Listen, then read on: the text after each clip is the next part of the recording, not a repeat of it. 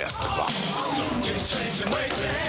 Don't keep changing, waiting. Sunday school is a place for fools. It's hot in hell, but the devil's cool. Don't keep changing, waiting.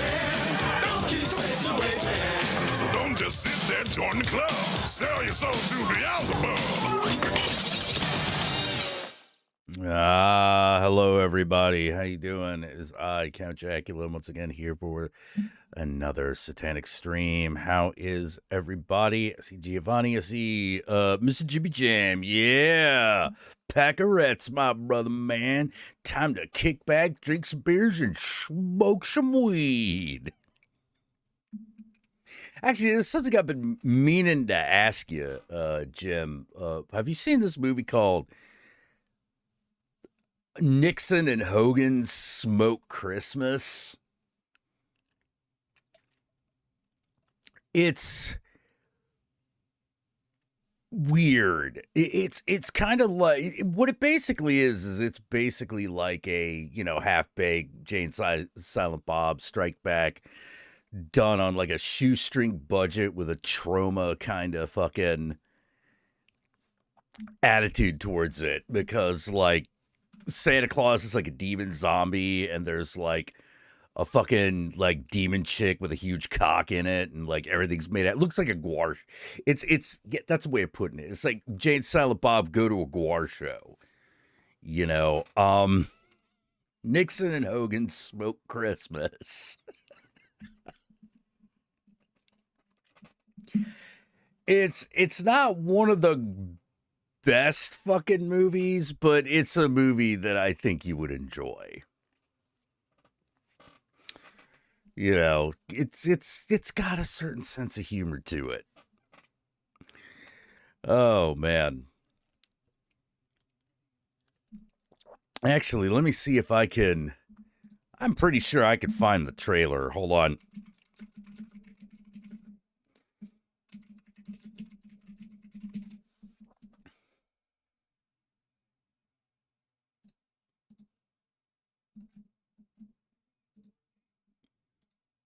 Come on. Whoops. Hold on. It's Christmas Eve in Strangeville. Jingle bells, jingle all the way. A season for giving. A season for sharing. But when Santa steals some sweet Mary Jane from Sarsaparilla the Weed Witch, Christmas is fucked.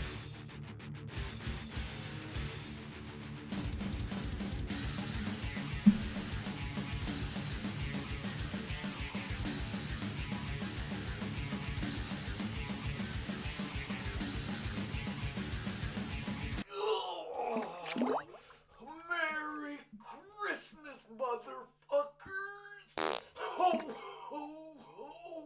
Hat Movies proudly presents the sixth film from writer-director Kevin Strange. Nixon, Hogan, and motherfucking Santa Claus in Nixon and Hogan Smoke Christmas. Oh yeah, Nixon and Hogan about to save Christmas up in this motherfucking piece.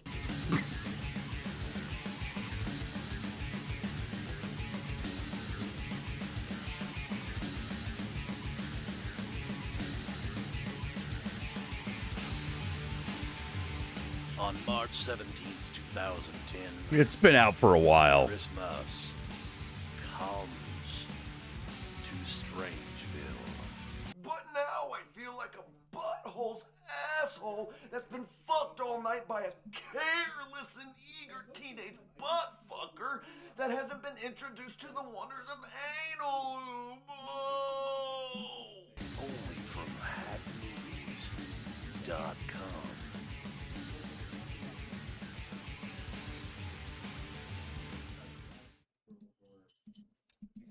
So that should give you the kind of idea of what kind of fucking flick that is.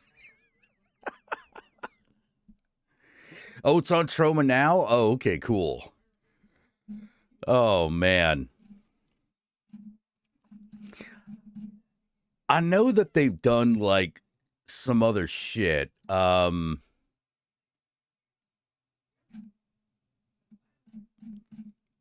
see, is Kevin Strange 1 month ago, 11 months ago, 1 year ago?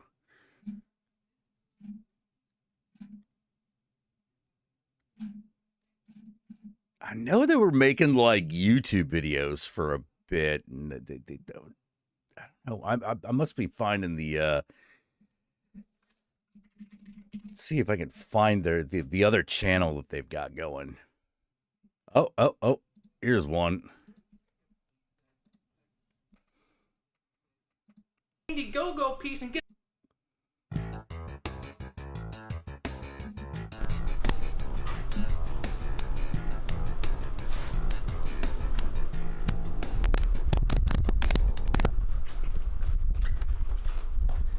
Finally, I did my own damn self. My mama at work doing her double, and that fat fuck Hogan ain't nowhere to be seen. Time to get a shot of those titties.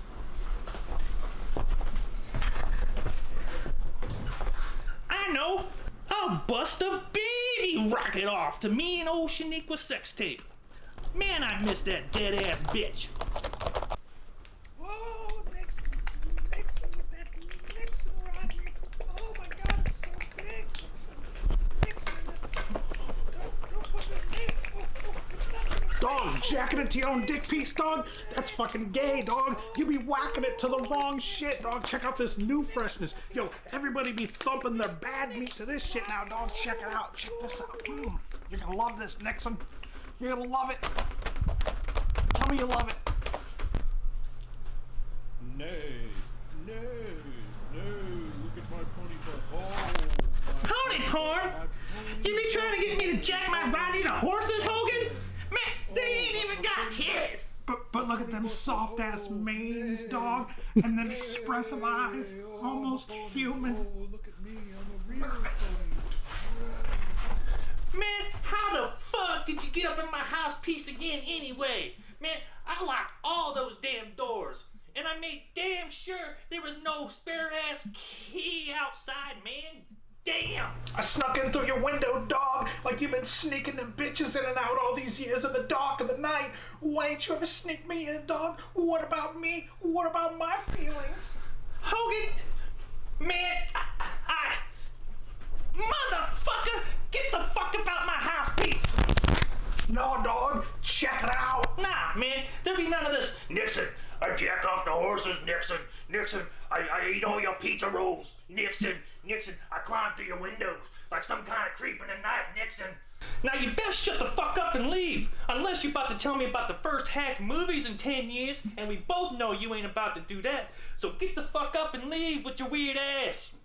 Well, actually, that hack movie shit is back, dog, or at least the Strangeville comics is. That buttfucker Kevin Strange, he done resurrected the citizens of Strangeville to retell the epic story of dead shit, the talisman of transmutation, as a 3-issue, full-color, 120-page epic comic book mini-series. He done made that shit, dog, and it's funding now on Indiegogo through October 17th. You have questions to me, I have answers. Why didn't you tell me you had some Strangeville-ass comics on your fat ass? Man, I want to get up on that Indiegogo piece and get some of my own. Yeah, dog, the tiers, they range from a... Anyway, that rest was just commercial. It was really the pony fucking. That's what it was really about.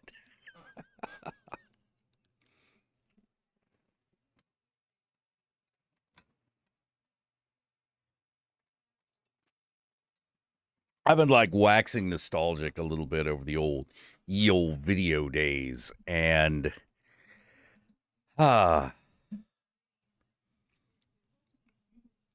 of miss that shit. Oh, P.S. Answer your damn phone. Oh fuck. Let's see what's going on. Oh, I had the headphones in. Hang on.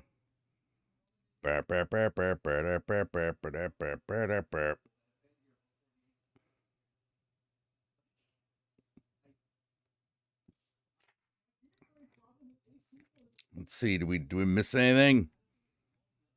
Last call I got was about 5 o'clock. It was from an 800 number. I bet it was someone trying to tell me about my car's warranty or some shit. Oh, not now? Why you tell me to answer my damn phone? You say not now. Motherfucker. Yeah. Like, I actually got a new battery for this thing, so now it's working again. No, the other battery was, like, fucked up. But now I fucked up my home button because it's one of them Apple thing. God damn it. You know, I'm like, I'm just gonna fucking kill somebody. Oh, he called after the recent Facebook post? Oh, shit. Yeah. Dude. Like like I'm feeling a bit better about it, but man, that was bugging me. That shit was bugging me because, like, look, don't get old, kids. Don't get old. It gets real hard to, like, hook up with your friends when you're old, when you get older. You know, and by old, I mean, like, you know, like 40. Like, it starts getting really fucking hard. You know, like we see each other like what like every other blue moon. You know, and it was like, yeah, it's just really getting to me. Like my meds were off. Fucking, it was a bad week. You know, fuck. The problem is when you feel that way, you forget people that you can call. You know, it's that kind of out of sight, out of mind kind of thing. Oh boy, this. You know. Also, I've been trying to like not coop myself up in the house so much, but that's hard. That's fucking hard. And I'm like, I live in San Francisco. There ought to be shit to do. And I'm like, there is shit to do if you can afford it. Fucking drinks are like almost $20 now. Like 15, 16 bucks for a cocktail. Yeah, you goddamn mind. Yeah. Last time we saw each other, it wasn't under great circumstances. This was when Jace died. You know, oof. Yeah, fucking Mike Tapier's friend Logos also, like, he also kicked off. I was at his like memorial like just yesterday. You know, but yeah, like, you know, a lot of the old guard is like, you know, reach of that age. Fresno. Yeah.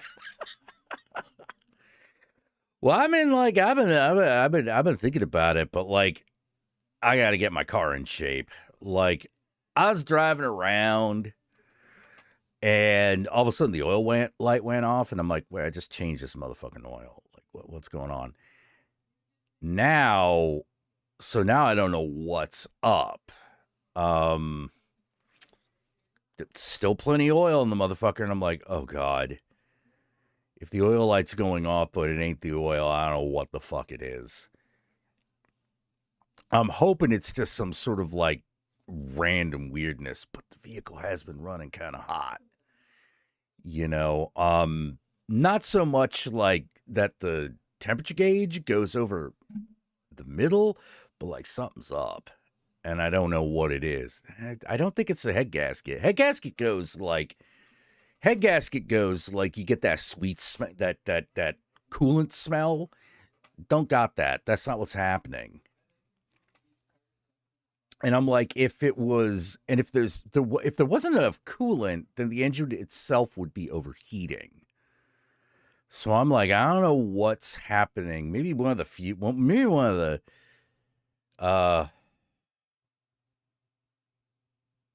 what do you call them? Spark plugs. Maybe one of the spark plugs blew. You know, like if it's something like that, that's easy. Like, you know, how much is a spark plug? Like, you know, $10.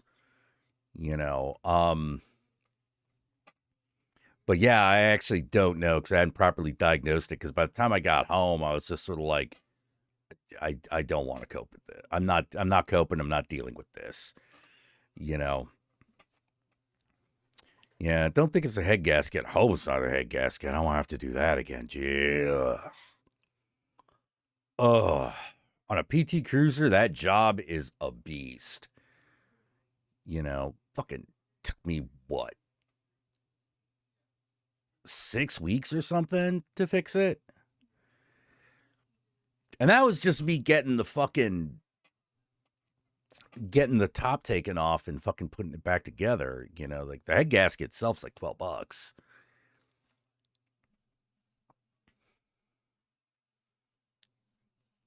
Yeah, it would bite if it was something bad, because I like that car.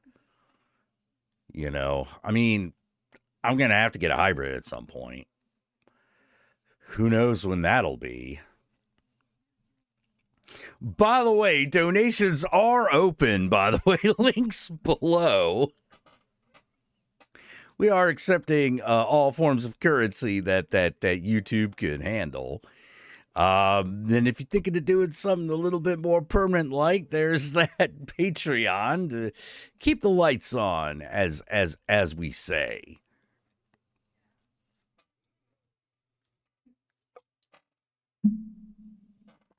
Yeah, just had to deal with overheating Mazda. Oh, Jesus. Did you figure out what it was? Was it like low coolant? Was there like a crack in the radiator? Bad thermostat? Mazdas are weird. Mazdas are weird cars, man. Like, if it wasn't for like the brand recognition, I don't know if those cars would be any popular at all. They're not great to service. I don't know if they're as bad as the PT Cruiser, but like they're not great. It ain't like a Taurus or a Saturn or something. Like Toyotas, oh man, Toyotas are so easy. They're so fucking easy. The only real problem about the Toyota is that, well, it's a good car, but ain't that cool? And it doesn't have a lot of, like, it was a fucked connector. Oh, okay. Oh, whew. That's not too bad then. Yeah, probably rubber just wore out and died. Hey, Tyler, what's up? Still working on ye old game, and every day I'm working on that damn thing. Hopefully, like,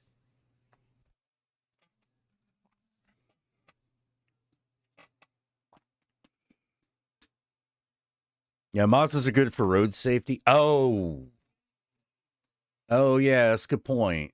Yeah, all my experience with the Mazda is like under the hood, so I wouldn't have thought of that.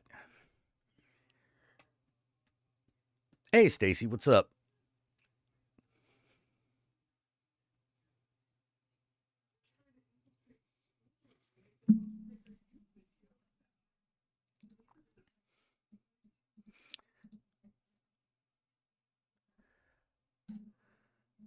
Wait, wait a minute. Come on, motherfucker. Like, hold on. Like, I just saw something on Twitter that I was like, wait, excuse me? Wait,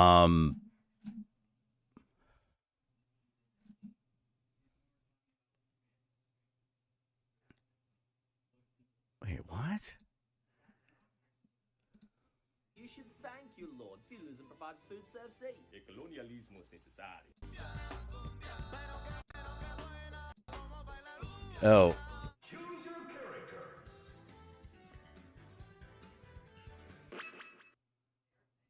I have no idea what this person's talking about. Doug Walker created the whole of BreadTube? I don't understand what they're talking about. Whatever. I saw Doug Walker and I was like, is he in the news again? What's going on? New horror movies you're looking forward to this year. Oh, man.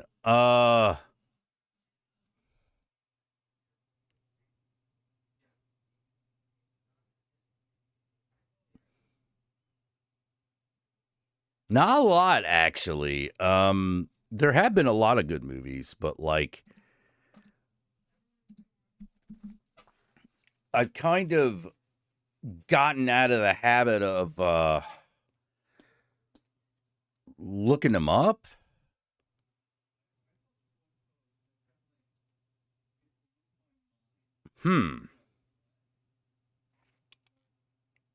Yeah, sorry, just thinking about that and just going like, huh. Oh, you had to put your old man dog Loki to sleep. Oh, I'm sorry about that.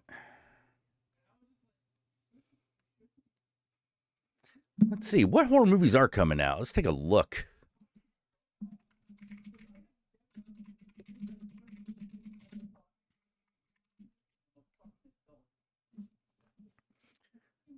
Yeah, because I think all the ones I was looking forward to already came out. Every horror releasing in 23. So let's see.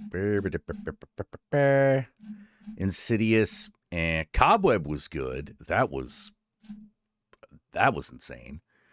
I don't care about The Nun.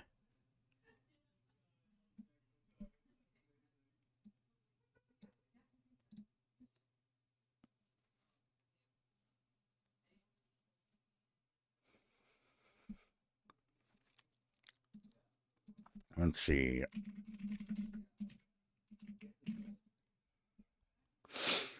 I don't know what to say.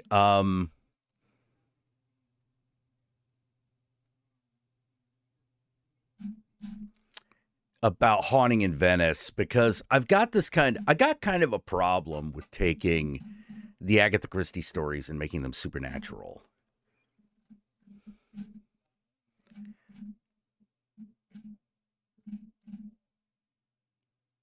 I would say probably Thanksgiving. I'm looking forward to.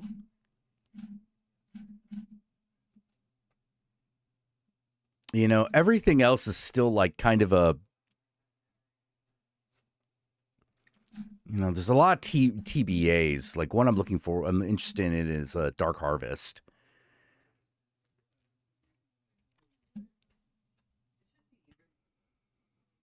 But I don't know really anything about that movie, just, you know, the premise and some of the publicity shots.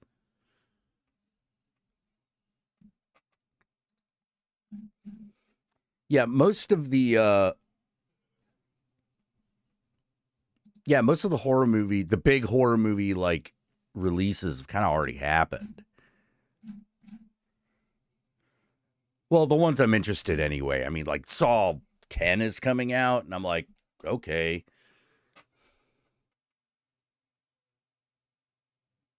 Yeah. The Thanksgiving movie, Eli Roth Thanksgiving. You know, white meat, dark meat, all will be carved. Thanksgiving. You know,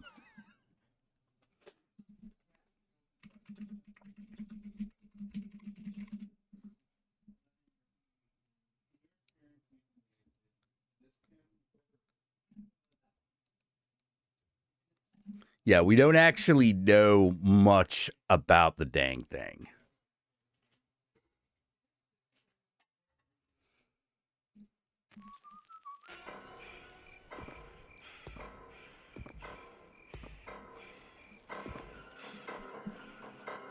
This holiday season, prepare to have the stuffing scared out of you. Thanksgiving. In the town of Plymouth, Massachusetts, the fourth Thursday in November is the most celebrated day of the year. The table is set. The festivities have begun. But uninvited guests have arrived. And this year, there will be no leftovers.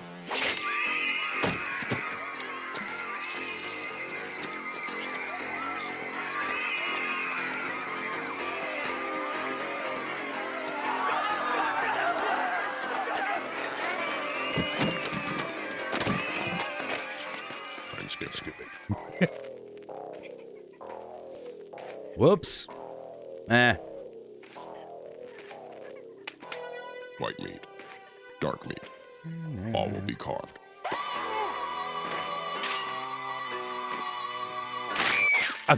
Thanksgiving. Come on, Judy, how about it? Happy Thanksgiving, baby. It's Eli Roth himself.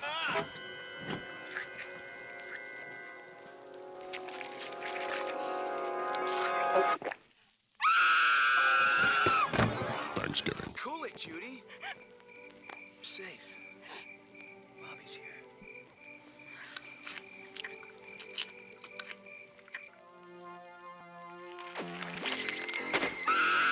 Dun, dun, dun. I'm surprised you got the original Creepshow music in this. Now, maybe not. He's Eli Roth. Yeah. And Michael Bean. Arrive hungry. Happy Thanksgiving, Grandma. Leave stuff. From Rector Eli Roth. Thanksgiving. You'll come home for the holidays in a body bag.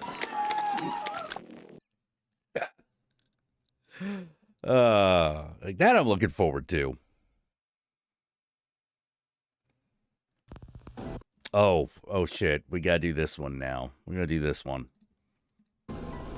If you are thinking of going into this house, don't. If you are thinking of opening this door, don't. If you are thinking of checking out the basement,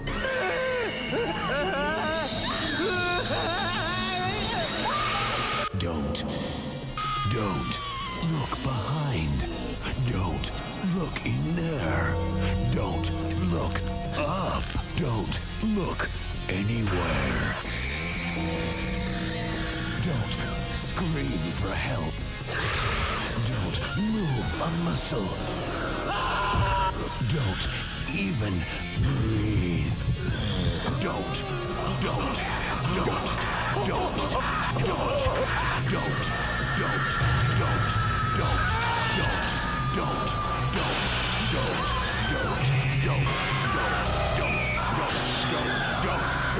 If you are thinking of seeing this film alone, don't.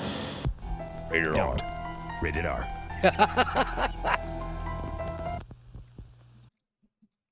Oh man. I would love it if fucking Dude Boy made that movie. Fucking not Edgar Rice Burroughs. God damn it. The guy did Shaun of the Dead.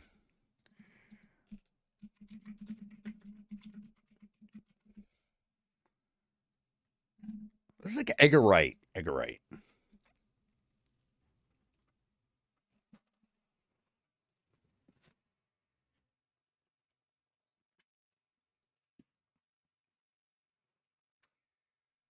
Oh man, I actually saw a movie recently that had that same kind of tone to it. What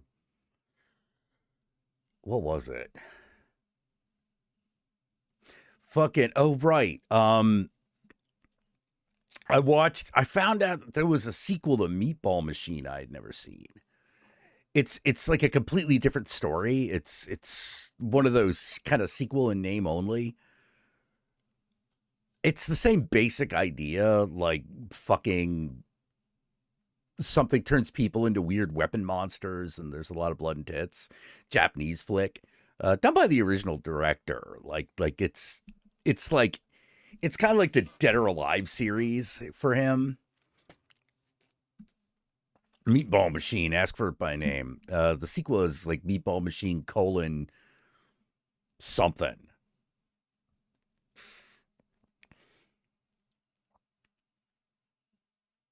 It's crazy.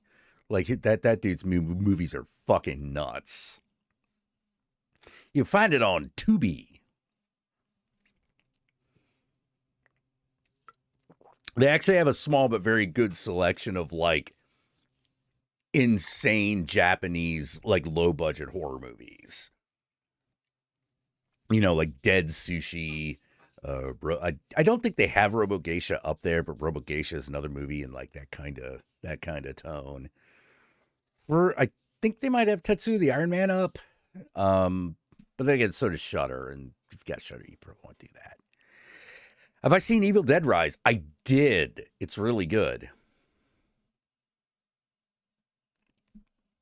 I really liked Evil Dead Rise. I thought it was a great sequel to their last remake. Really good.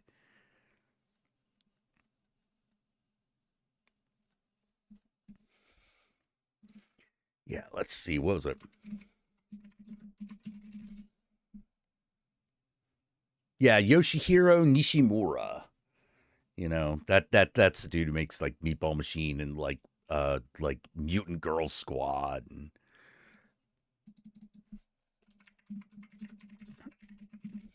did he do Tokyo Gore Police? Yeah, he did. He did Tokyo Gore Police.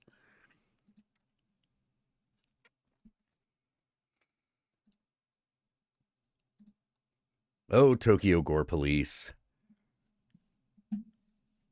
It has a girl cyborg gimp that fucking walks on knives. It has the girl from Audition fucking dual wielding chainsaws. It has a girl whose pussy turns into a crocodile.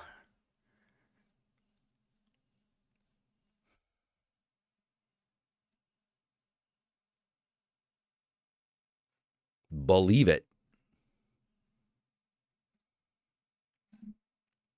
Well, I'm probably overselling it a little bit. Like her pussy doesn't turn, her legs get cut off, and then her lower body turns into the head of a crocodile. She kills people with it. She's called Alligator Girl.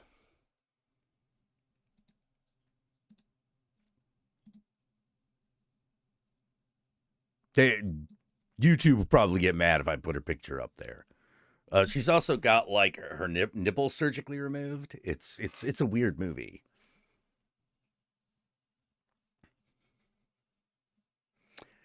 The After School Satan Club is in the news again. Oh man, what are they doing? I got my news feed is just filled with like shit I wish I didn't know.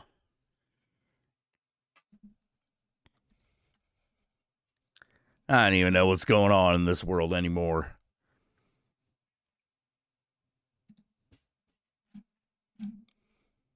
And if you're asking, no, the alligator does not go like this. It does, in fact, go like that. Talking about the girl with an alligator for a pussy. So, yeah. It's a good movie.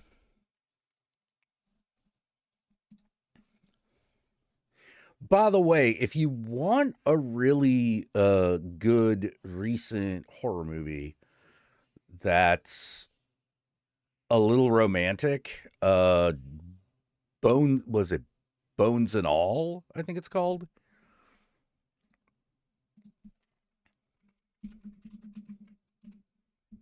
Yeah, Bones and All. It was made last year. Stars Taylor Russell and like Timothy Chalamet.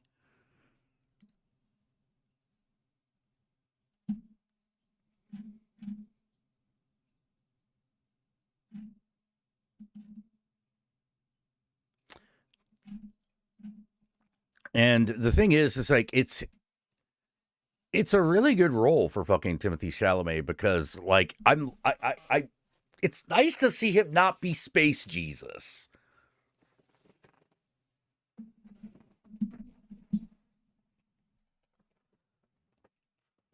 Like he was in a couple of movies where he played Space Jesus.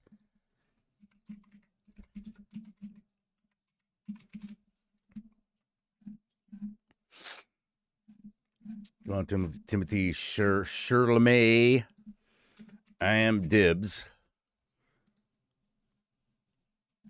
Yeah, now he's playing Willy Wonka, and I'm like, I don't give a fuck. I don't need to see that.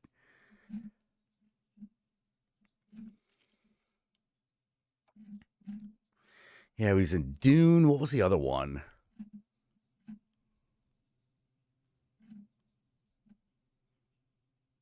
No, it wasn't Interstellar. What the fuck was it?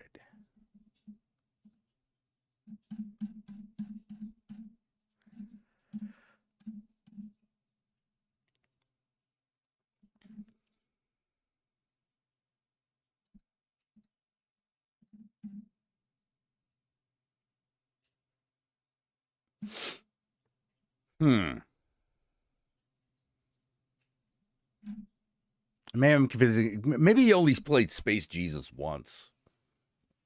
I could have sworn he did it twice.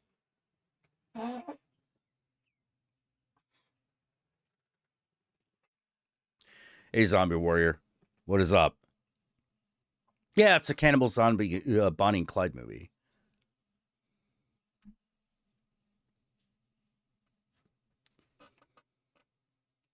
Chesapeake canceled one of their meetings, and how's everyone doing? Doing all right.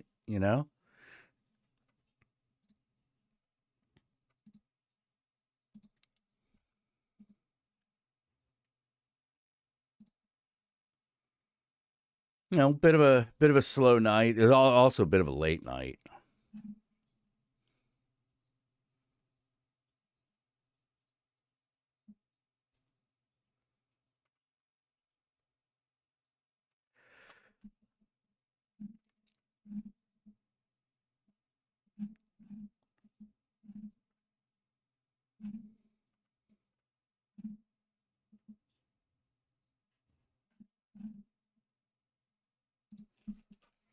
Terrifier 3. I like Terrifier 2 a lot.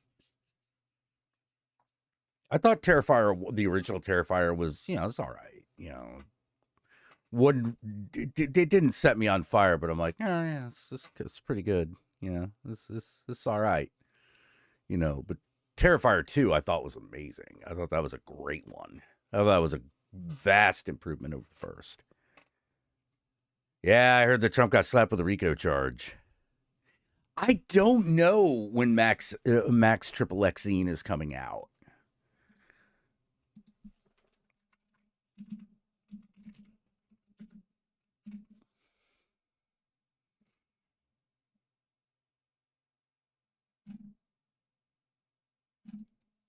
Yeah, it doesn't look like anyone does.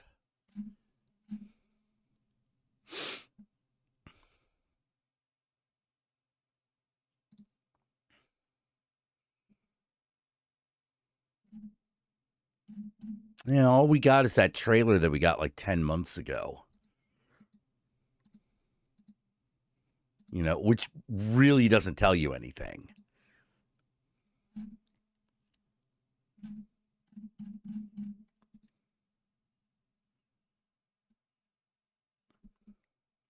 Yeah, X was good. Pearl was good.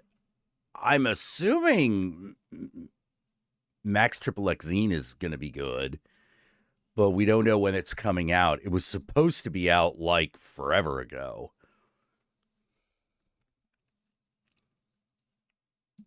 Like it was supposed to be out like early 2022.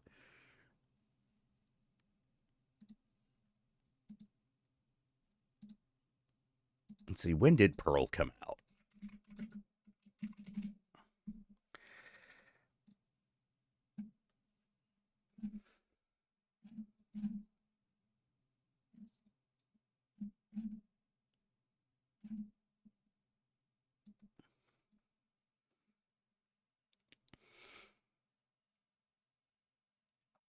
Well, I don't know. We don't know what the we know nothing about like the third X movie. Pearl's really good. Pearl is really good. Very different movie. I mean, obviously, but still, like, a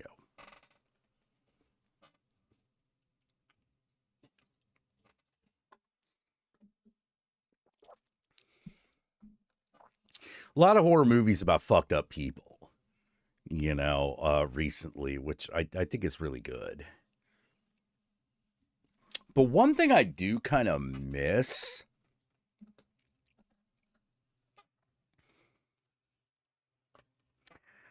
I've been missing monsters. You know, like Evil Dead Rise was good because that had monsters in it, you know. Oh, what's my favorite full moon picture? Oh, dude. Wow.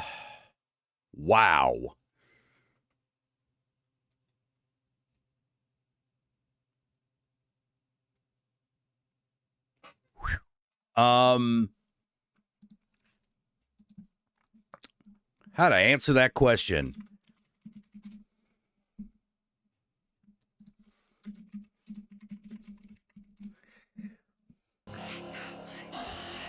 How to fucking answer that question? Um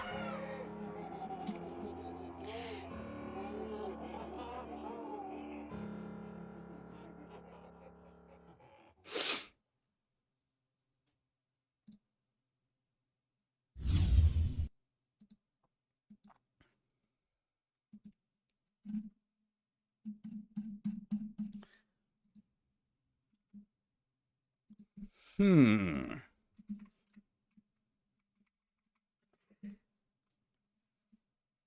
Uh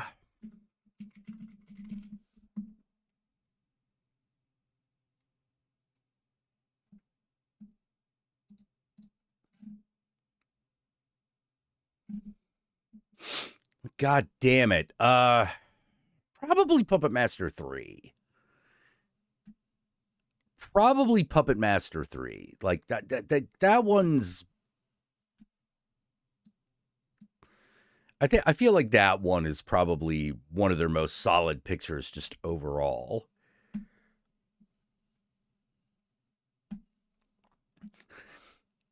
Trancers is a lot of fun. Like Trancers is a lot of fun. Like Doll Man's a lot of fun. Doll Man meets demonic toys. The subspecies, your mileage may vary. Like if you like full moon in general, then subspecies go be right up your alley. But if you're, I don't know if it's a good introduction to full moon pictures. I mean, it's an honest introduction. I just don't know if it's best foot forward, particularly that first one.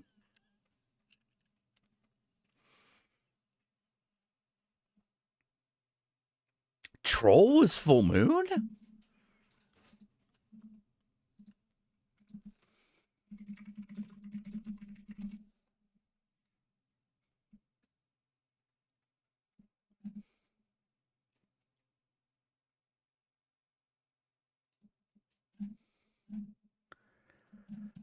That was a full moon picture? The one with the character named Harry Potter?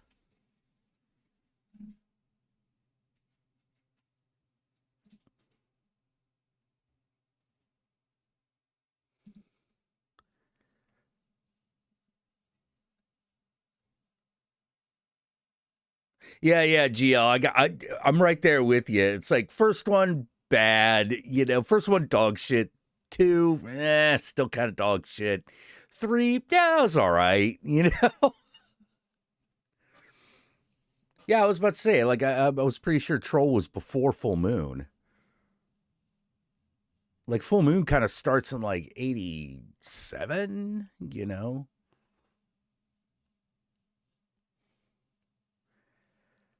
Yeah, I don't think it's a full moon picture. I mean, like, how to put it? I think it might it might be too good, if you know what I mean. Like the original Troll, like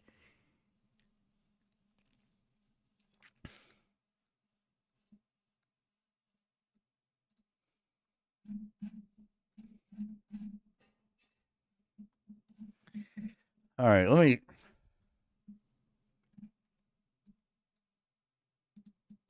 see. Full moon pictures film about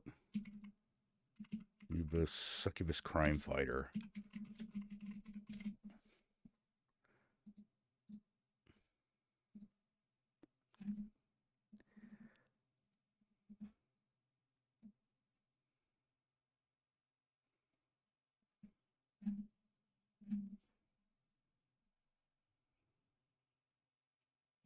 Shrinkers. Oh, The Dead Hate the Living. Oh, man, that's one I haven't thought of in a while.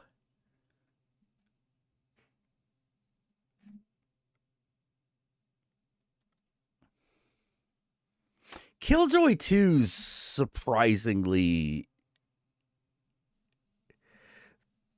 That one's okay. Like, that one's okay.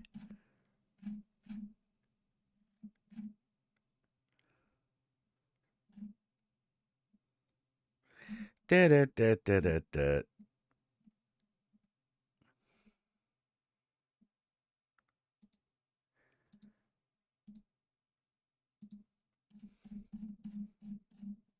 God damn it.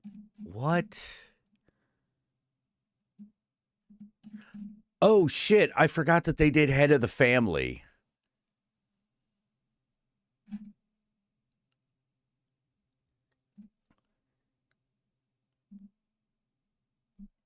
That's...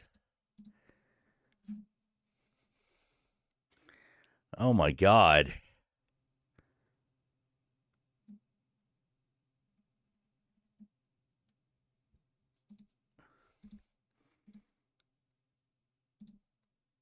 Monicus. God damn it. I'm like, what the fuck was the name of this movie? There was a... Oh, wait. Found it. Dark Angel, The Descent. No, The Ascent. The Ascent. That's a weird one. It's like, that's definitely Your Mileage May Vary movie, but... Oh, the whole thing's up on the YouTubes. It's about a redheaded succubus that comes to fucking, I think it's, I don't know if it's supposed to be like California or New York. I can't remember, but like she fights crime, you know, like she crawls out of hell and fights crime. And if you're like, that sounds dumb. Hell yeah.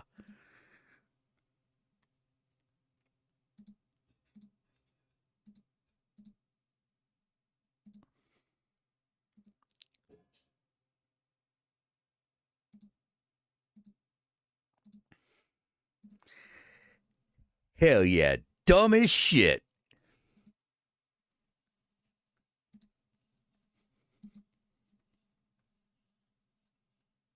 Better than Killjoy 1? Oh, yeah. Killjoy 2 is like, I would go so far as to say that, like, if you watch Killjoy 2, you're going to leave going, yeah, that was all right. You know, like, that was all right. It's a better Killjoy, I'll tell you that. They got, and the second one, like, it's Trent Haga, and he's just better than the guy in the first one. Stupider like a crazy fox.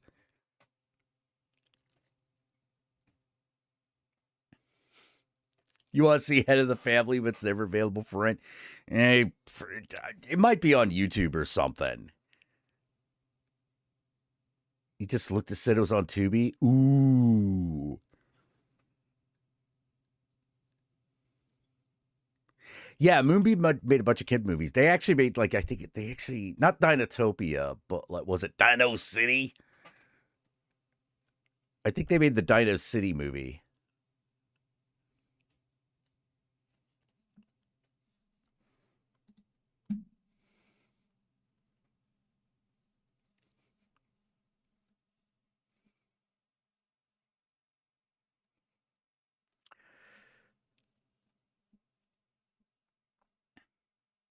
Oh, by the way, Flashman, did you get my Discord message? I was asking about like how your thing is internet connection.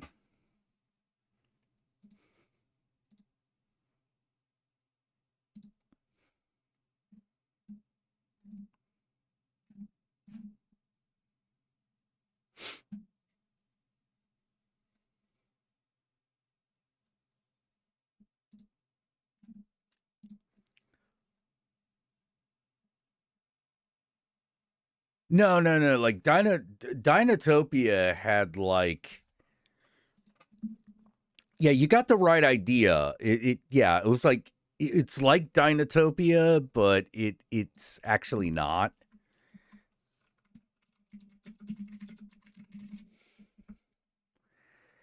Yeah, Adventures in Dinosaur City.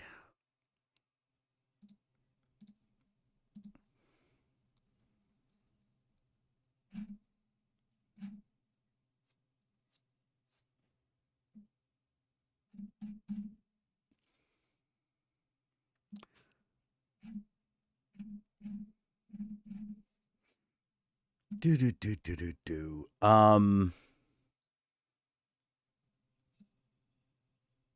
Dinosity.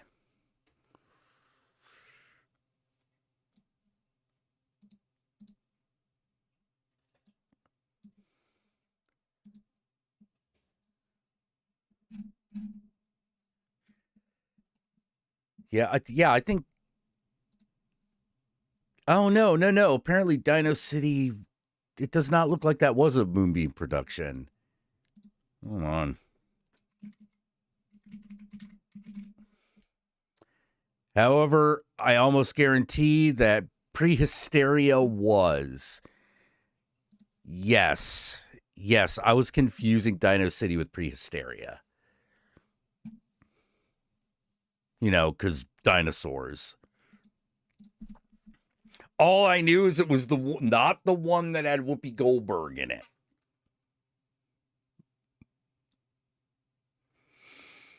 I have not seen the new B5. I didn't even know that came out. How is it?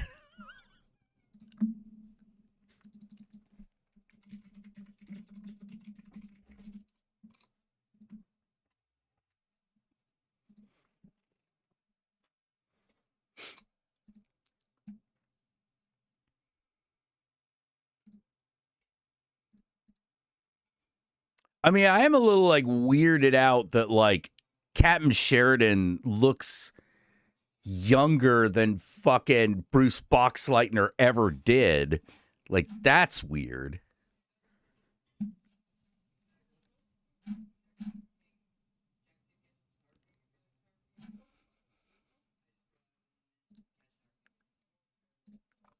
I mean, Delenn looks like Delenn. Everyone else looks so fucking young, and I'm like, whoa, they didn't look that young in the fucking show.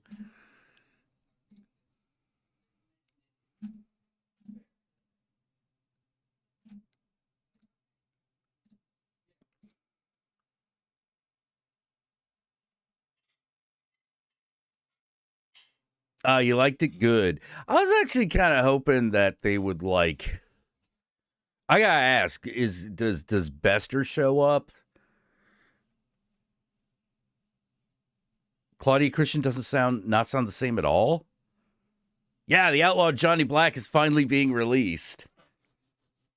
Yeah, they're finally releasing it. I think it's November. It's coming out in November or something. Yeah, I know. Fucking finally, right? That movie's only been on the shelf for like 5 years.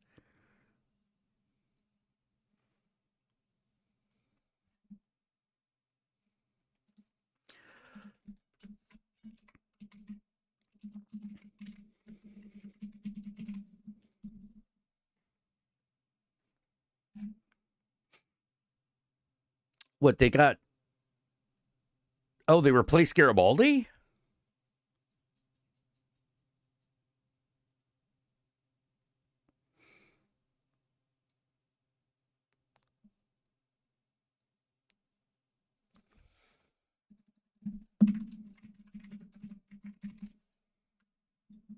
Oh, that's right. Jerry Doyle died. Fuck.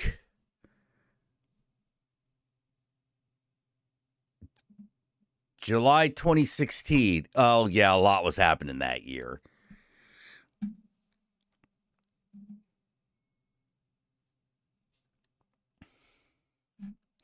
Yeah, didn't he turn into like they turned into like a big right winger at the end there?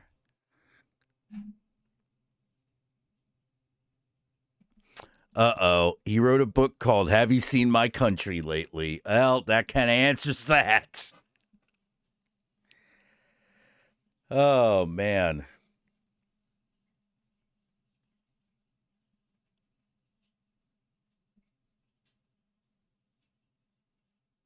Yeah. Outlaw Johnny Black. That took a while. That took a hot minute, you know.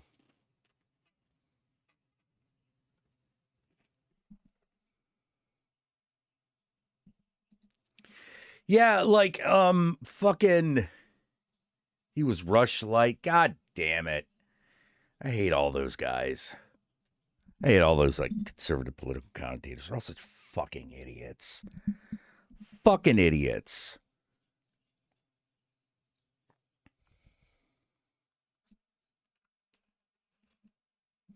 Makes me mad, you know, makes me real fucking mad because is lead poisoning kicking in? Yeah, maybe. I don't know.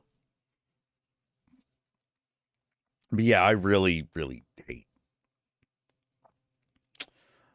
hate white right. Why was the wacky white wing? I know the character is great, you know. Character Garibaldi is great.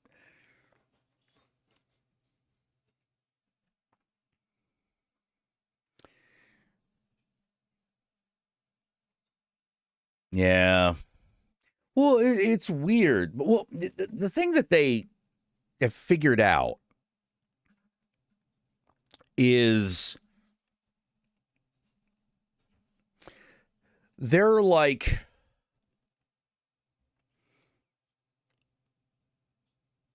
I forget what it is, but what all of them are, but they're like they track down like 5 traits that dictate like moral behavior. One of them and 2 of them are purity and loyalty.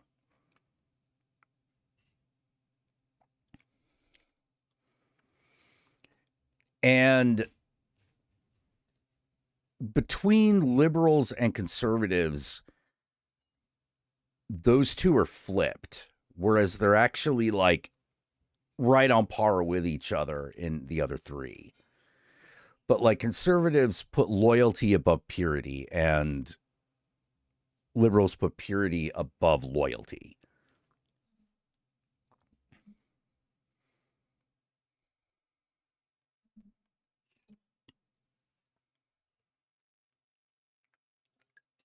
Which is really funny considering that conservatives have this whole like reputation for purity culture. Purity is the concept of your moral behavior.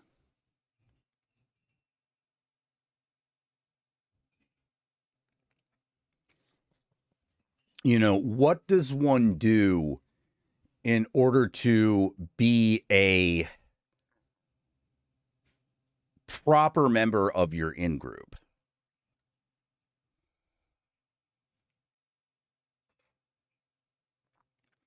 You know, the traits a person is supposed to have that are sort of like they're part of the moral framework, but they're not necessarily moral aspects. You know, like for example,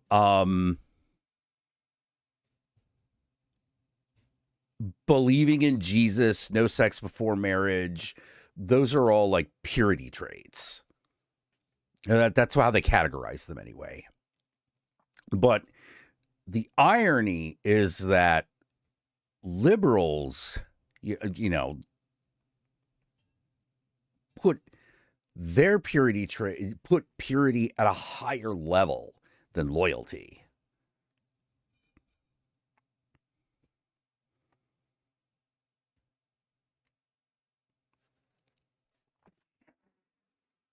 When they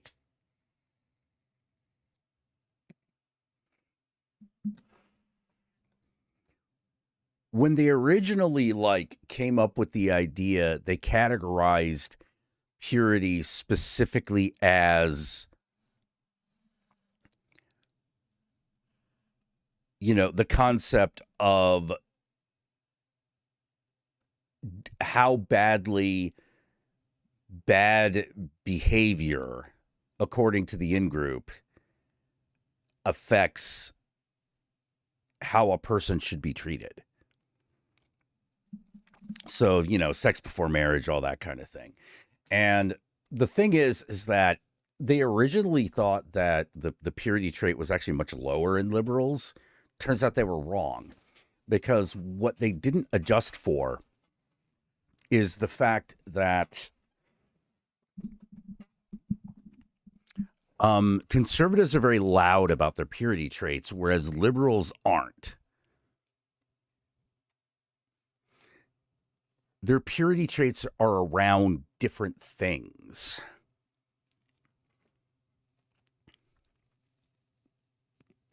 So you couldn't actually compare that. The difference is that the in-group actually has different traits that it considers for this purity concept. Within the conservatives, it was obvious. It was like capitalist, evangelical, white Christianity. But among liberals, it's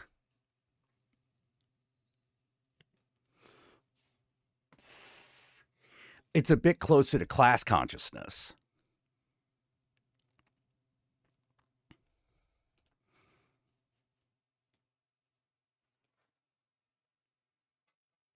That's the liberal purity. And you could see it in effect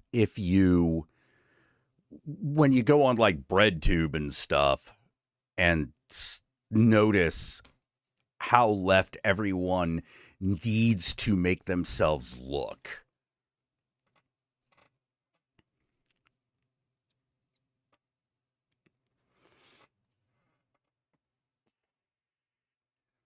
It's not quite conformity to the in-group idea.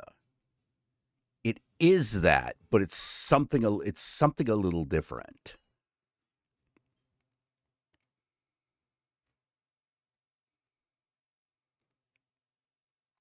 Maybe a better way of putting it is that conformity among liberals is based on different things than conformity among conservatives.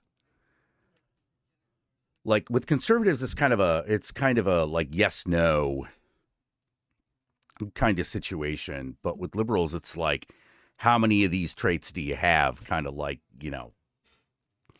like a diagnostic test for mental illness, in many ways. Huh? Oh, all falks into purity. Is that right? Yeah. It's a really, it's a bad name for it, but they didn't really think of it because conformity shows up somewhere else on the fucking chart.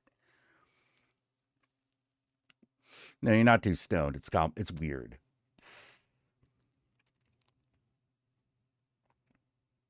Like conformity is much more about appearances.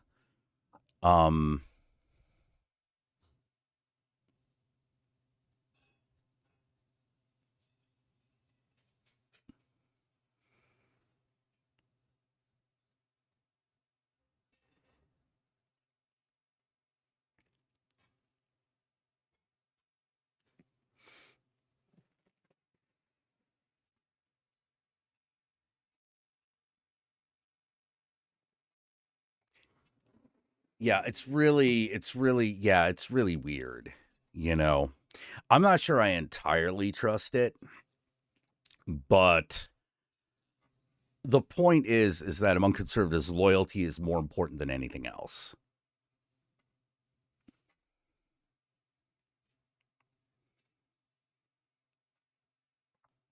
That's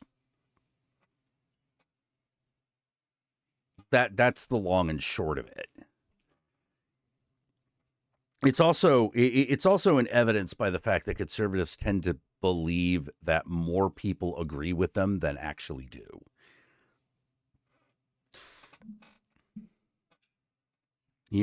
Hence he's saying what we're all thinking. That kind of shit. You know, that's not a very common phrase anywhere left of center.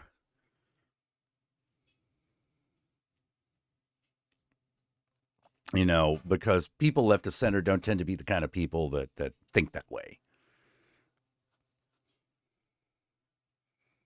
You're on the right of them because you pay taxes.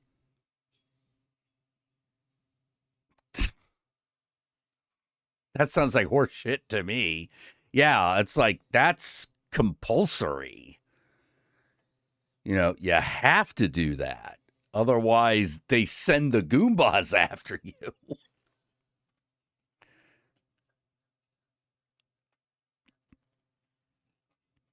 Sounds like following ideas versus following an individual.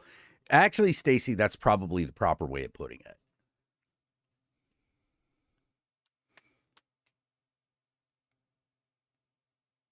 You know, people left of center tend to be more focused on ideas and ideals, whereas conservatives tend to follow the leader more.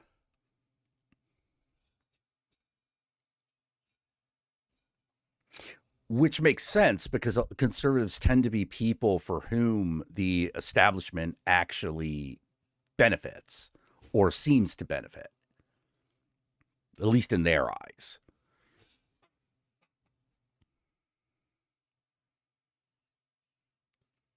You know, the status quo.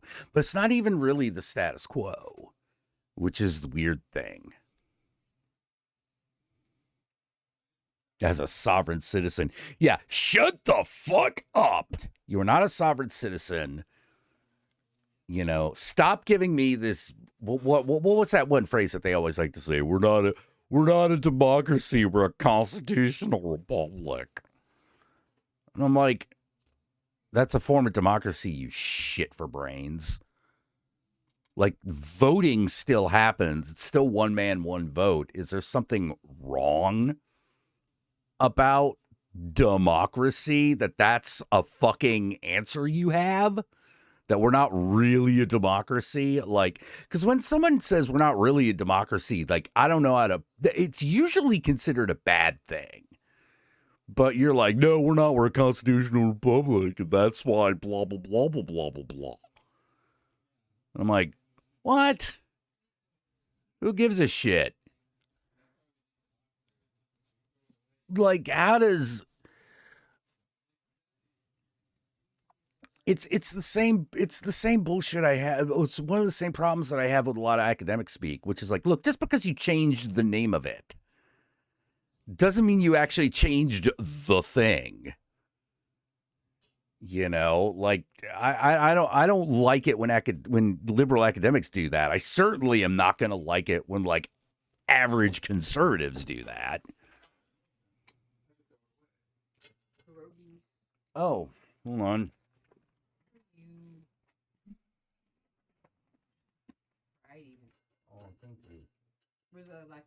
Okay. Fuck a ruling class. Fuck a ruling class. Fuck a ruling party. Fuck all that.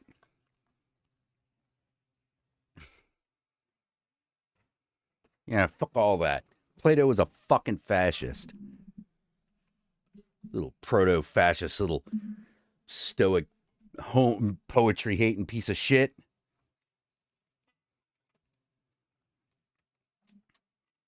I don't like Homer. I find his ideas to be too complicated for the average person. Well, you kind of gave up on that whole education thing then, didn't you, Plato, you fucking piece of shit? Yeah, I got problems with Plato. Yeah, just because the guy's old ancient Greek dude doesn't mean he was good or right.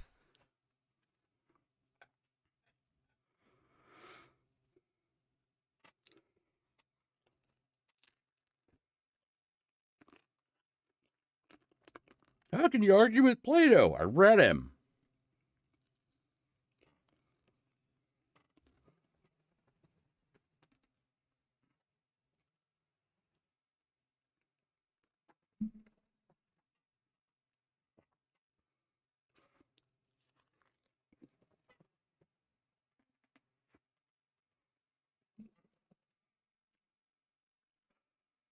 He's where he popularized the idea that, like,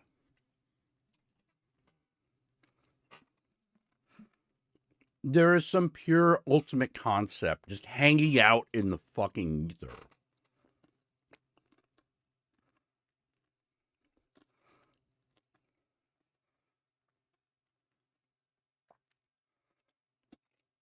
Which maybe it's the fucking, like, Asian in me, but I'm like, that is the dumbest thing I ever heard.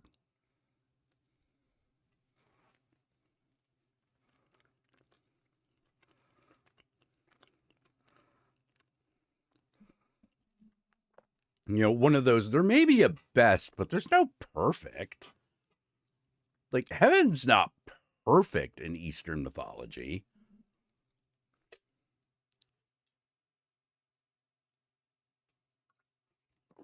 None of that shit's perfect.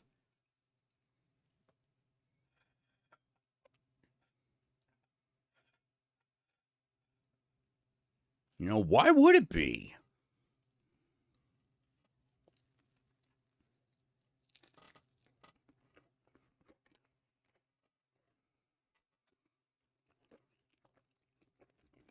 Hey, like, if everything was perfect in heaven, then, like, why do the gods and the spirits keep having to fuck with shit? Isn't it perfect? You know.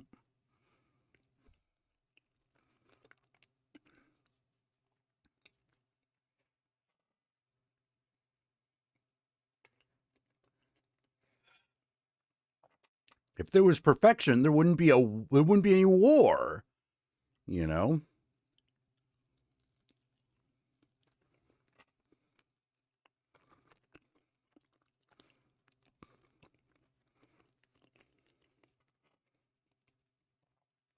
Yeah, well, when you look at, like, Plato's The Republic, a big thing with him is to create a system where the state itself appears infallible.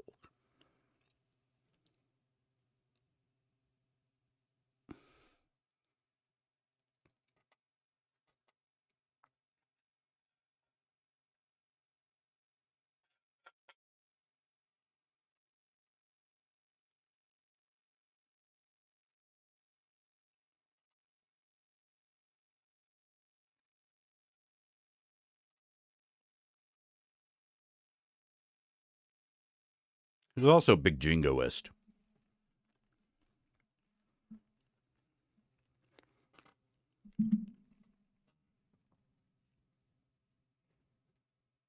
Like, his city state was the best ever.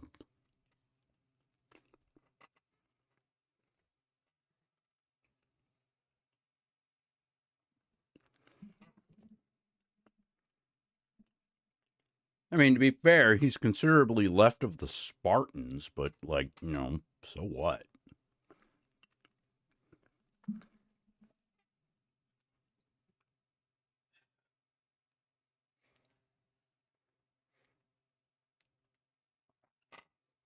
You know, that's like calling, like, fascist Italy fucking... To be like calling fascist Italy liberal just because, like, you know, Nazi Germany exists.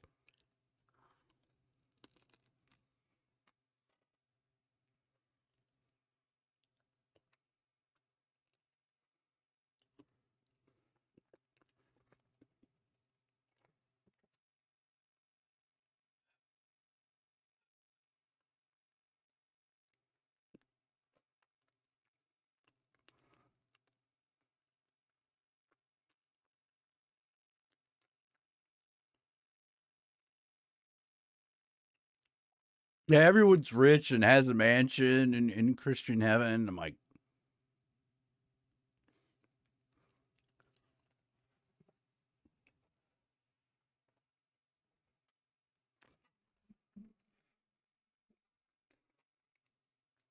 what if I want what if I want, like, a mansion just filled with hot chicks? You know, as fucked up as Islam is, it's at least offering people something that I might enjoy. I wouldn't say he invented fascism, but like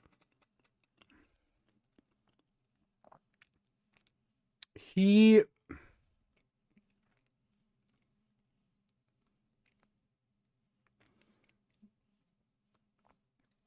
I don't know if I would go that far, but like his republic is so stratified.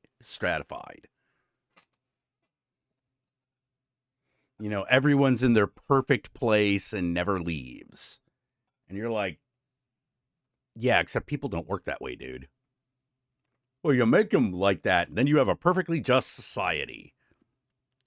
No.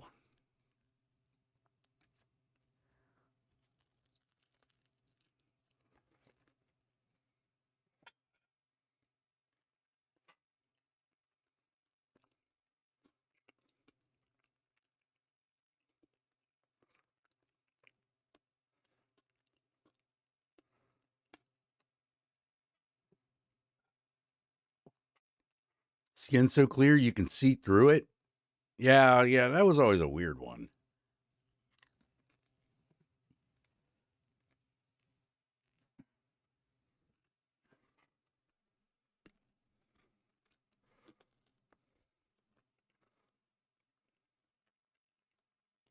Yeah, planted the seeds for it like Nietzsche. Yeah.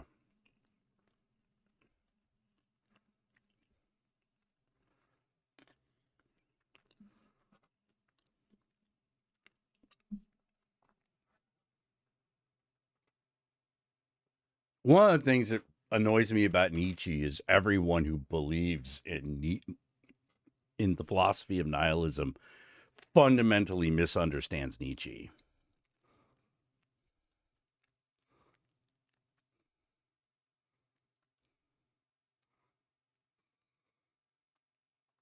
I remember it was like this meme. As like this little boy comes over, it's like, you know, he starts talking about communism. And then this dad just basically starts asking him these really complicated questions. And then goes like, read Kierkegaard. And the kid's like, I'm 6. And the dad goes, then read Nietzsche.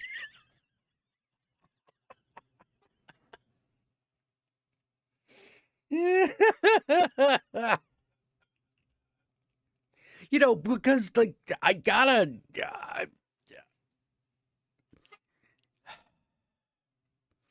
It boggles my mind how people fundamentally misunderstand Nietzsche. Because if you read it, he's actually very plain spoken.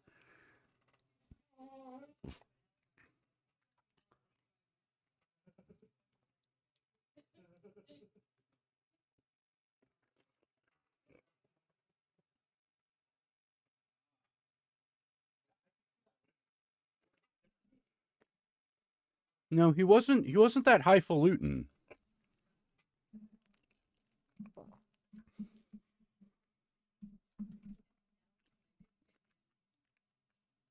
Yeah, the whole point. The whole point with nihilism, in Nietzsche's example of nihilism, is that it's a bad thing.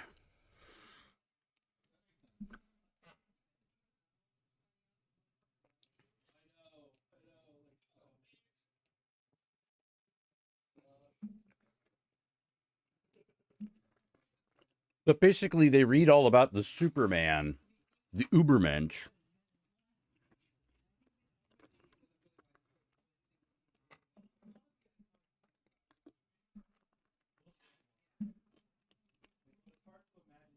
Think that applies to them and just run with it.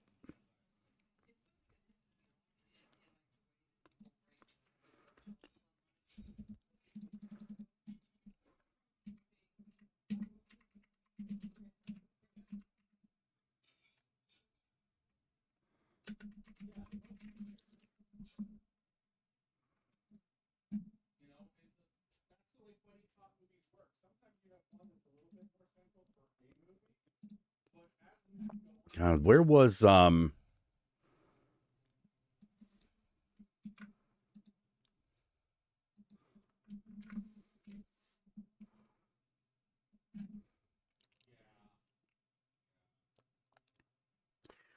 was actually I've shown this video a few times. This guy talking about Albert Camus and the Myth of Sisyphus.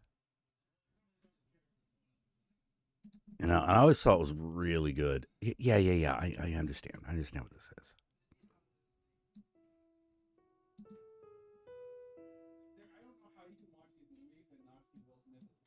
Come on. Here you are. Somehow, either through the combination of tragic events in which you felt the harsh stabbing of the truth of life bleed you out into a melancholy, or the sudden realization of the meaninglessness of your world and the indifference the universe reflects upon humanity, you've decided to willingly climb the structure of a building and let the entirety of your existence smack into a sidewalk. You know all the cliches. You have a life worth living. Well, okay, but then why is my life's purpose reserved to the cruelty of chaotic existence? We care about you and love you. Well, I'm sure there must be some honesty behind this statement, but why has this been brought to my attention now and not the moments preceding the one in which I was about to leave your life? It makes sense to end it, right? Once an individual spends a good amount of time trying to find some objective purpose of being here, they end up pretty disappointed by their findings. The world makes no sense. You're brought up under the assumption that the bad will get what they truly deserve and the good will be rewarded for their deeds. Then why do horrible things happen? And why, when late at night you ask the cosmos, why do these things happen? Why does anything happen? Are you met with absolute silence? No one cares, and why should you? Why should you live? You take one breath, and just as you're about to let go, arrêtez! A man grabs your arm and greets you with a warm smile. The stench of 1940s French cigarettes is the first thing to greet your perception of Albert Camus, one of the most famous novelists of the 20th century. Camus loved life. He loved soccer. He loved women, the more the merrier. And he loved art. Okay then, Camus, are you going to teach me some type of hippie crap? Are you going to convert me to our Lord and Savior? No! You see, Camus may be one of the best characters in history to agree with you on this perceived utter meaninglessness of the world. Camus even has a name for this. What? Not necessarily the meaningless of the world itself. I also like but when Camus people because he perceive constantly told fucking absurdity, Jean-Paul Sartre he that calls he's it. full of shit. Camus believes that we live in an absurd world because of our human tendency to try to search for reason, truth, and some type of meaning. We set systems to determine these truths through religion and even philosophy itself, but they never seem to completely work out simply because the way the world works, the way reality functions, isn't under these truths. If the world wasn't absurd, no innocent people would die. People that are honest and work hard would be rewarded. Your very healthy and young dog wouldn't suddenly grow a tumor and die. But we live in an absurd world and these things do happen. Part of the thing that's such a bummer about this absurdity is how frustrated we get about all this chaos and unjust fate. We try to make sense of the world when the world doesn't appear to make any sense at all. Then we feel defeated and crumble under the weight of all this hopeless suffering. This realization isn't necessarily the worst thing that could happen. In fact, it is the beginning of one of the truest ways to live. Camus states that nothing becomes a tragedy until the hero is conscious of their circumstances. All these people driving into work, stuck in traffic, and cursing racial slurs, cramping their backs over filing legal reports in small office cubicles, only to return home, splurge on various centers of satisfaction, just enough to get them to do it again the next day. For the most part, these people never go, why? Their life is not a tragedy, but you did. You asked, why do I go to work? So I can get money for those new Air Jordan XX9s. Why do you want that? So I can be a sick baller. Why do you want to be that? So I can impress this girl at my gym.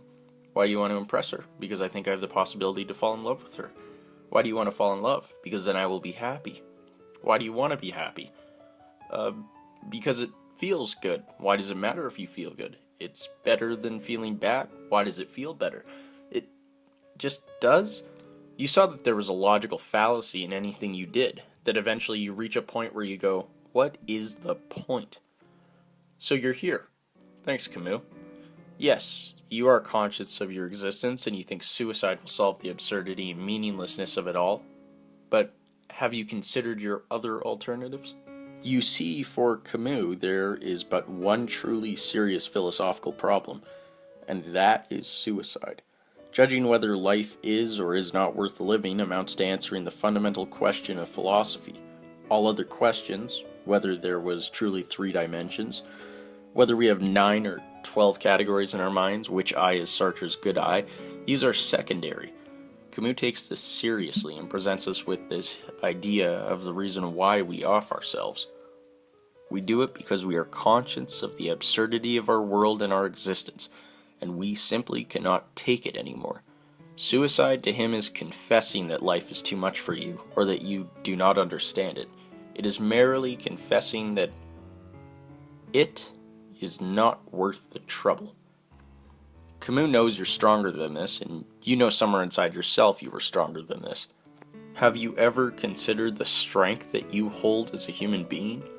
You are the universe attempting to figure itself out. Don't end it because you got confused. Because these rules that other people made up don't happen to coincide with the way the universe is. Don't surrender to the absurdity. Camus says that, in the depth of winter, I finally learned that there was in me an invincible summer. Within every individual is this power to be happy, to enjoy life in the desert of their existence.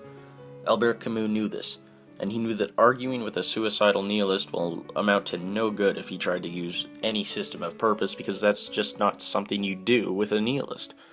Life will be lived all the better if it has no meaning.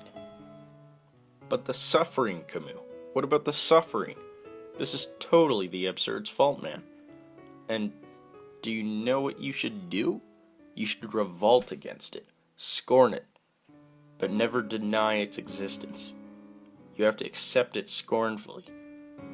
Radical acceptance. Camus uses the Greek myth of Sisyphus to really nail this point home. Sisyphus is one badass guy, and he's running around being an asshole to the gods. He chains up death and then spills beans about super secret god stuff. So they grab Sisyphus, give him a boulder, and tell him to roll it up a hill. But when he rolls it to the top, it rolls back down. In fact, every time he rolls it up, it rolls back down. He is performing a task of absolute futility, meaninglessness. Sisyphus is in a good position. He knows that his purpose, his actions in life, are meaningless. And he's stuck there. He knows this too, because he is condemned. But Sisyphus, at least in Camus' interpretation, is one smart guy. Sisyphus doesn't hope that eventually things get better. He doesn't develop some deity or pray to the gods to stop his suffering. He doesn't jump off the top of a mountain to end his suffering and kill himself. No, Sisyphus enjoys it. He is in the moment. He embraces the absurdity of his condition, and by enjoying it, he revolts against it. He is scornful. Each atom of that stone, each mineral flake of that night-filled mountain in itself forms a world. The struggle itself towards the heights is enough to fill a man's heart. One must imagine Sisyphus happy. Now, why the hell are you going to jump off here? Live, goddammit. We are all participants in existence, and we all suffer, and whether there is a greater or less suffering in others is not an appropriate argument, because suffering itself should be but a greater reason for compassion among us in a meaningless desert. And in this desert we shall create.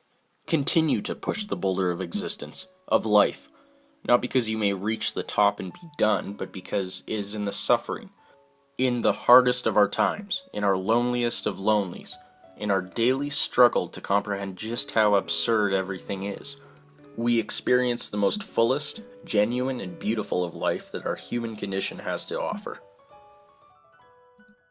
And that's why in the game Hades, Sisyphus's rock has a smiley face on it.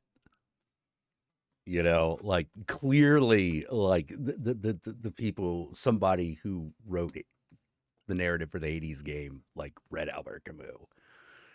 You know, yeah, I always personally imagine that he gets to the top of the hill, he's like getting close to Olympus, right? You know, and just before the rock comes down again, he's like, "Oh, guess who's back?" What's up, Zeus? Still fucking that swan girl? He didn't even turn her back into a girl. He's still fucking her.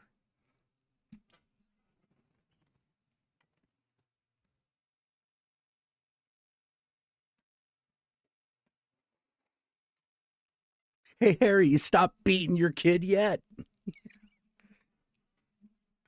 How's it going?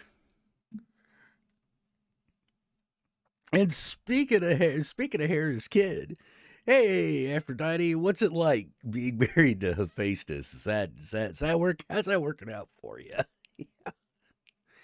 Is that good? You know, how's your kid doing? I hear he doesn't talk to you no more because you're a bitch. You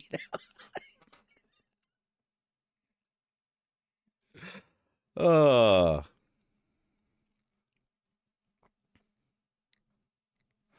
Scorn the gods. You know, like.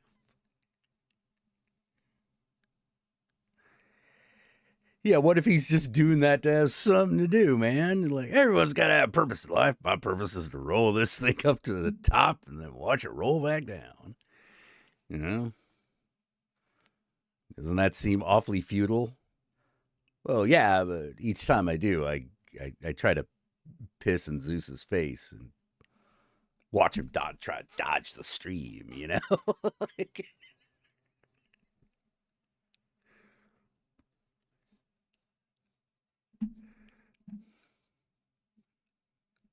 you know, malicious compliance.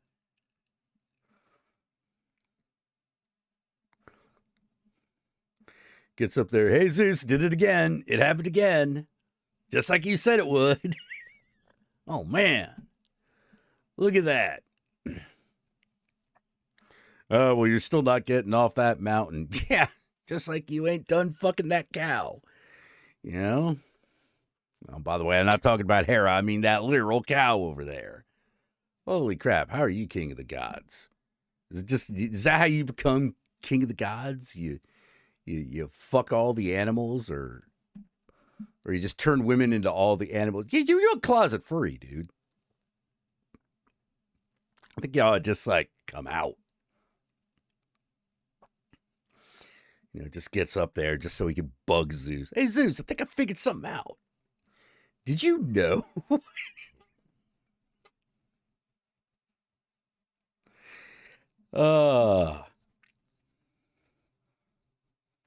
Yeah, can Uranus ever fucking sit right? You know, he's got no balls anymore.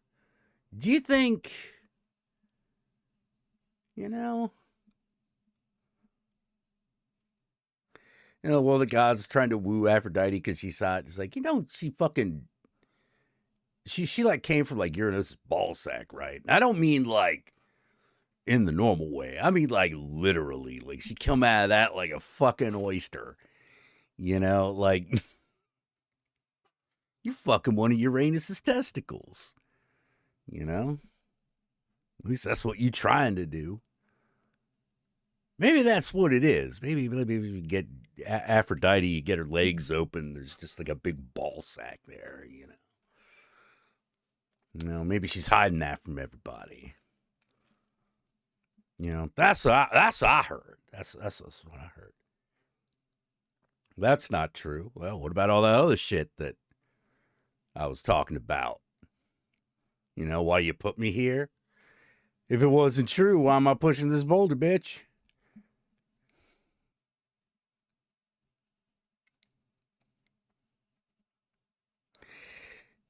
Yeah, mythologic, yeah, mythical malicious compliance. You ever sat on your own balls, man? You know? Ew, Zeus, what's it like having all that sand in your vagina? Does it itch? Yeah.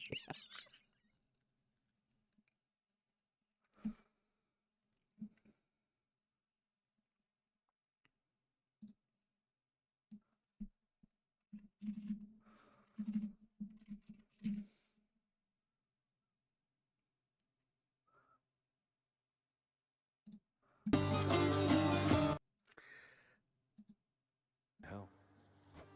You save those sympathies for someone else, Your Highness. I could be Prometheus, spending an eternity having my liver gobbled up. But instead, I get to stay in shape and have these chats with you.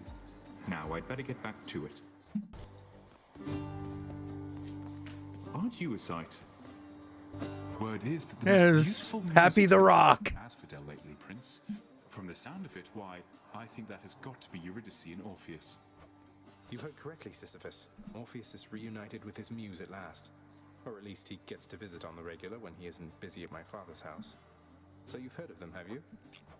Oh, I've more than heard of them. I'm sure you know how Orpheus once ventured all the way down here after Eurydice passed on. I'll never forget his song. Even the Fury sisters gave me a break. They were so captivated by it then. Ah, good times. For me, at least. Yeah, Sisyphus, Mr. Mr. Brightside.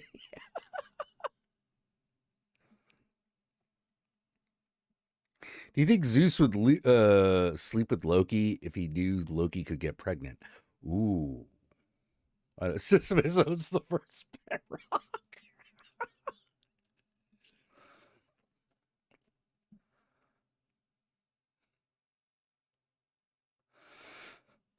Adventures of Baron Munchausen. That's such a good movie.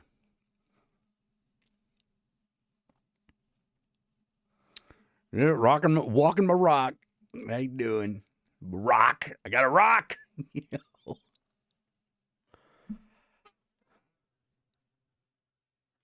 Gets up there. Zeus. Zeus. Zeus. What? Can you see my house from here?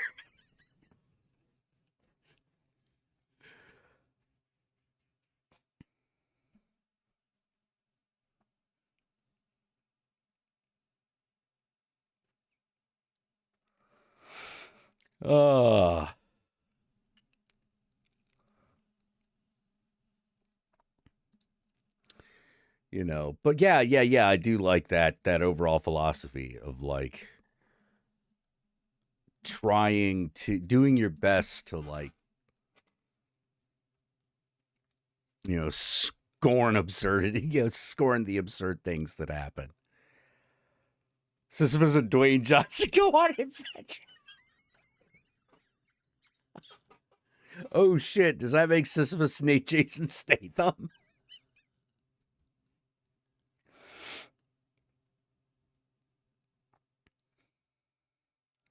We know that's you, Robin. No, Baron. I didn't want to, you know, I don't have the gold. I'll give it all to charity.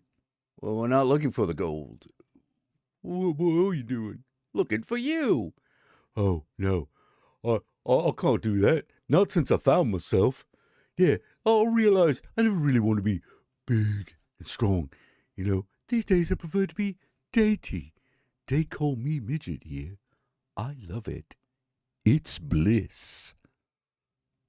He's gone funny.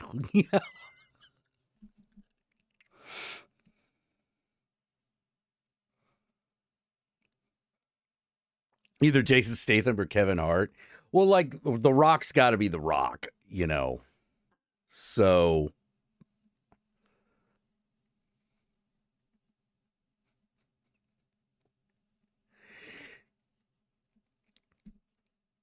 Sisyphus carrying, you know, rolling the rock up a hill. It's fucking Dwayne Johnson, yo. Hey, Zeus. I got a new name for the rock. I call him Dwayne Johnson.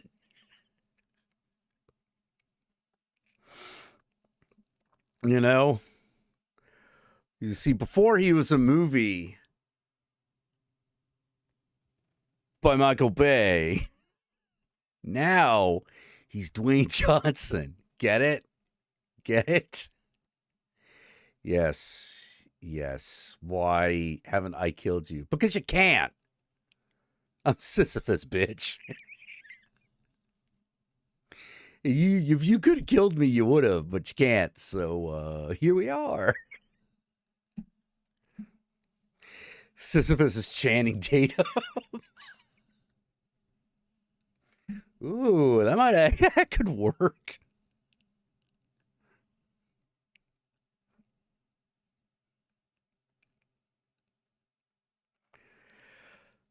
Oh my God. Hey, John Smith, what's up? Yeah, we're casting our Sisyphus movie. We've already cast Dwayne Johnson as The Rock. So now we just need our Sisyphus. I think Channing Tatum is probably a good choice. I think that could work. See, I was originally going with Jason Statham, but maybe Channing Tatum will work better.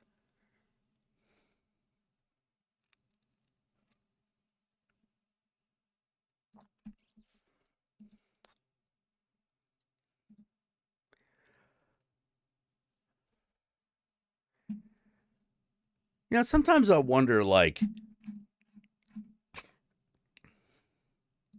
What is up, everybody? what if, like, Sisyphus stopped? You know? What if he stopped? What if he just stopped rolling the boulder?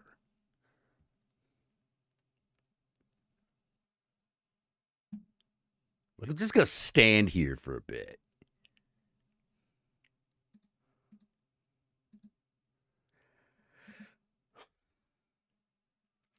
You know.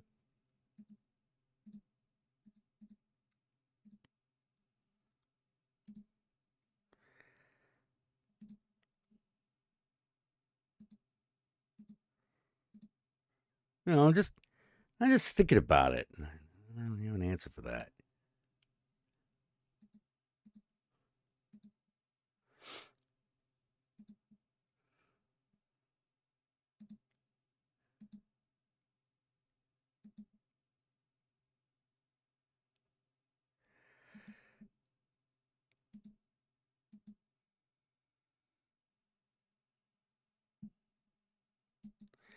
I don't know. Michelle Yeoh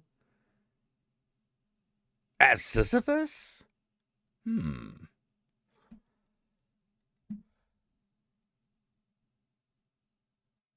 Huh. Bold choice.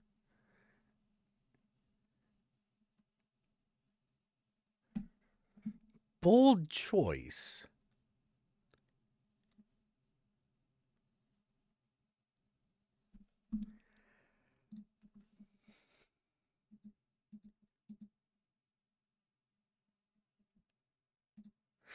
Yeah, Dwayne The Rock Johnson has to play The Rock. You know, that's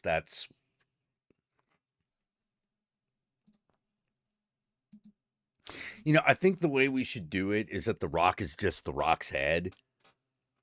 You know, CGI him in. You know, CGI his performance in. You know.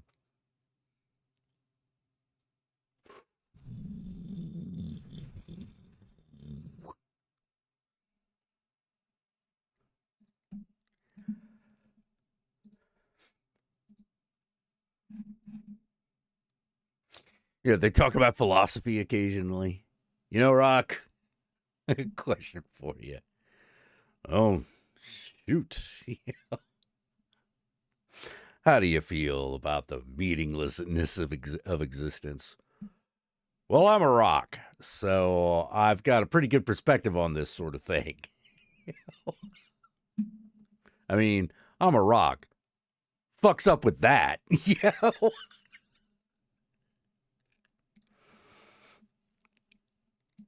You know, do you really talk or am I just crazy? Well, how do you know anyone you actually meet? Is it just a figment of your imagination? That's a good question. How would you know? Why asking me? I'm a rock, you know, like, you know.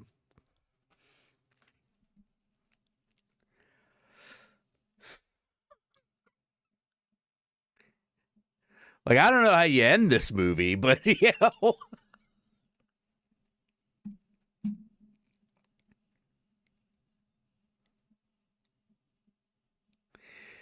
You know, like what's the overall goal of the movie? Is it, you know, like, you know, are they saving Christmas or what are they doing?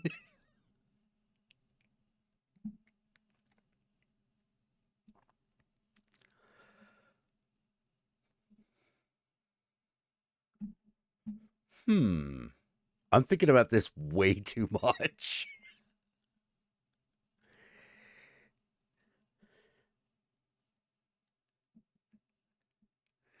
Oh man, maybe that's like another thing, which is like, you know, the Furies are trying to get Sisyphus to move, and he's like being goofy as fuck. And they're like, "Wait, are you high?" Yeah. Wait, you're not allowed to be high. Nothing in the rules says I can't be.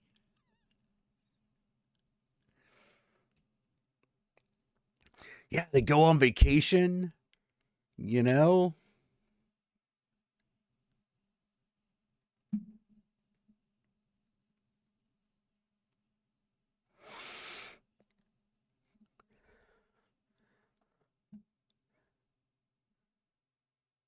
Wait, this orcs discussing philosophy? Hang on, hold on.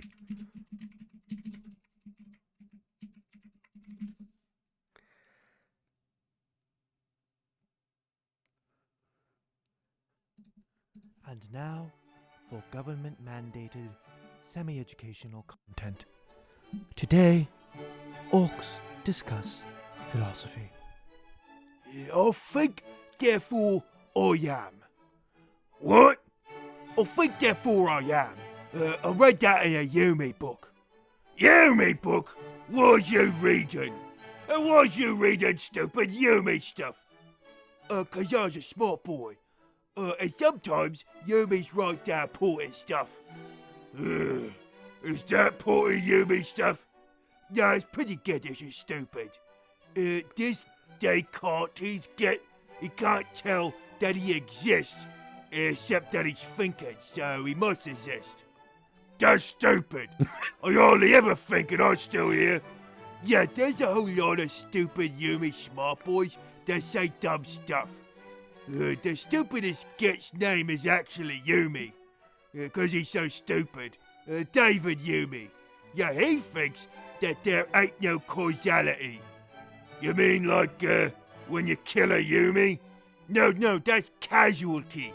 Causality is like when one thing happens, and then another thing happens because the first thing happened. Do you mean? Well, like if I pulled the trigger on a shooter, and the shooter went daka daka daka, and then a git got snicked on account of the daka, David Yumi says that you can't prove that pulling the trigger made the daka shot the git and then snicked him. You sure you reading smart boy books? They sound like the stupidest boys that ever was. Well, Yumis is stupid. David Yumis are all Yumis. Both. Is there any other stupid Yumi stuff? You know, not David Yumi, I mean like different smart boy Yumis. Well, there's this git Freddie Nietzsche, and he said the gods was dead. Was he a Necron? One of the Bone Boys? No, he's a Yumi. Got that one wrong, didn't he? Lots of gods running around eating souls and stuff. Yeah, but he said don't be a weak git too. Now that's the first smart thing I heard from these smart Yumi boys yet. So, I think the stupidest Snortling could have told you that one. Yeah, my conclusion is that Yumis is the stupidest gits in the galaxy. You know, I was bored and the big scrap ain't till tomorrow. You want to go poke the squig off in the eye and see what happens? Do I? Welcome back to Orcs Discuss. Today, after many requests, Smart Boy Finky Pants and Zork Gorkson will finally be discussing Karl Marx. Let's join them now. Oi, Finky Pants! Oh, hey, Zork, I was just working on me curriculum for class. What you got there? I got me this book on Karl Marx. No. What? What do you mean no? You didn't even let me finish. No, I'm not talking about Karl Marx. What? I was just... Look, Zork, anytime any git talks about Marx, all the Yumis and Grots get really weird ideas in their head. A lot of them get really mad and start rebelling, saying there needs to be a revolution. Another bunch of them get really mad and start talking about personal property rights and how Marxism leads to starvation, and none of them really seem to know anything about what Marx said. Mostly on account of I don't think any of them actually read the stuff that Marx wrote. Look, the point is, for whatever reason, Yumis can't just read Marx as if he was a normal, influential smart boy of his time and consider the merits and flaws of his arguments. I mean, I was just gonna see if you needed this book, cause, I was gonna nick it to fix that tilty table I got in me hut. But... Yeah, I think, I wish he had actually like kind of actually done it, you know. Right, so the first thing is the class struggle. Class warfare. It's really all about class war.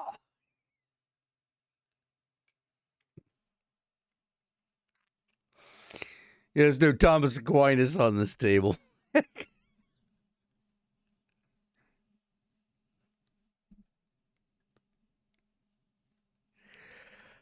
Oh, man.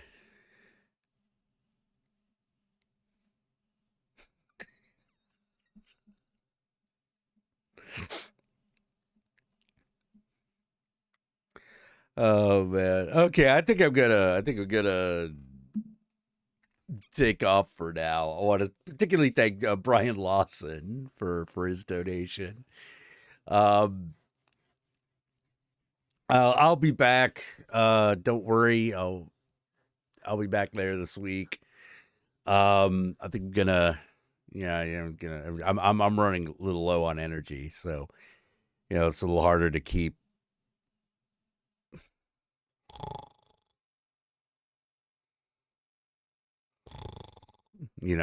Just getting to that, just getting to that age. All right, so y'all take care. I always thought this gun for Satan. I love you very much. Hail Satan, and good night.